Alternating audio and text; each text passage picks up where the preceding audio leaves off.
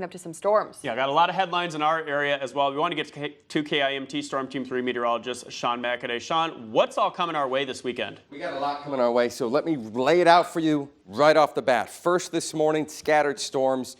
They are also moving into North Iowa. This was unexpected. We expected storms in southern Minnesota, and it would take some time into the afternoon in North Iowa. Now I'm telling you that storm is moving on in with some stronger winds at the moment. Nothing severe. I'll keep an eye on it for you. But then several waves of scattered storms will continue all throughout the day today and into a good portion of tomorrow. That's going to bring about a substantial risk for flooding, an unusually high risk for flooding. Something that, since I've been here almost 5 years, we haven't seen a whole lot of days like this where the risk is this high. Skies will clear later this weekend, Saturday evening into Sunday, and that'll be nice. But at the moment, today's not a day to spend outside. Today, if you are going outside, you need some Wellingtons. You need some rain boots with you. We're going to see lots of ponding, and I'm expecting river flooding. First out the door this morning, temperatures in the mid-60s, touching 70 degrees. And look, we have fog in some spots. Between Howard County through about Charles City, Floyd County, into Winnebago County, we have this area with a lot of fog. And I just showed you the temps, 70 degrees. When you have fog, that means the temperature equals the dew point. And dew point's at 70 degrees. That is an incredible amount of humidity for our area. That's a real sticky, swampy day. It's kind of disgusting. And with winds flowing out of the southeast, bringing us even more humidity, there just isn't enough room for all of that water vapor, that moisture.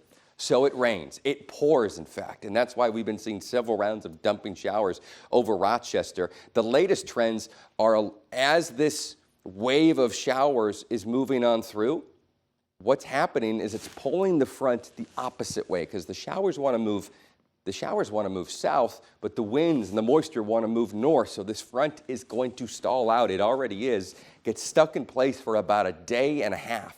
The next 30 to 40 hours, this is what we will be dealing with.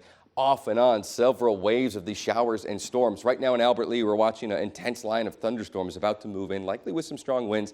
That's moving into Forest City as we speak, and the rest of Winnebago and Hancock counties, and that is going to move into Mason City pretty soon. Lots of thunder and lightning in Rochester. Now, in Fillmore County and in Cresco, Decorah, you might be like, well, when is this coming to me? I haven't forgotten about you. It's going to be this general area where we see these rain showers first this morning. I am expecting those later this afternoon for places like Cresco and Decorah. But look, and you could do this right now. Take out your phone, if you have an iPhone, I don't have an Android, take out the standard weather app, right? You go to Rochester, and it's going to show some showers this morning, which is true, and then this afternoon, there's not much there. It thinks it's staccato thunderstorms. That's typical of the summertime. This is not going to be a typical storm system. Mason City, it's even worse. Mason City got a couple of showers that's finally picking up on this morning, and then it's just no rain for the most part for the rest of the day, and it even says flood watch. Here's what's going to happen. In southern Minnesota, we have showers right now. There's probably a brief break just before lunchtime, and then it all comes back for the afternoon on and off. It's probably similar for places in Mason City, north and west towards Forest City. For Decorah and Cresco, it will take some time. Now, the latest computer models are doing a terrible job of picking up on this southern trend. That's going to bring us more rain, in fact, so that is a substantial risk. But there's also going to be a risk for severe weather, particularly this afternoon as winds try and push back out of the north. You get this real active line of colliding air masses, and that's going to spur some intense just downpours starting sometime around 2 to 4 p.m. and lingering into the night, with chances continuing into the middle of tomorrow. We have a flood watch for a good portion of our area. River flooding is likely. Some flash flooding here and there is expected as well. 2 to 4 inches widespread. We could see some isolated amounts far higher than that, though, and that's something you absolutely want to be aware of. Here's just one of these computer models through the next 2 days, and you don't know. These are rainfall amounts that are a little bit more typical of maybe like a tropical system moving on in. So I'm going to give you one more thing real quick right here, and it's just the individual risk for what we're tracking. Flash flooding is by far the biggest concern, but we can't rule out a couple of tornadoes in the mix of this as well.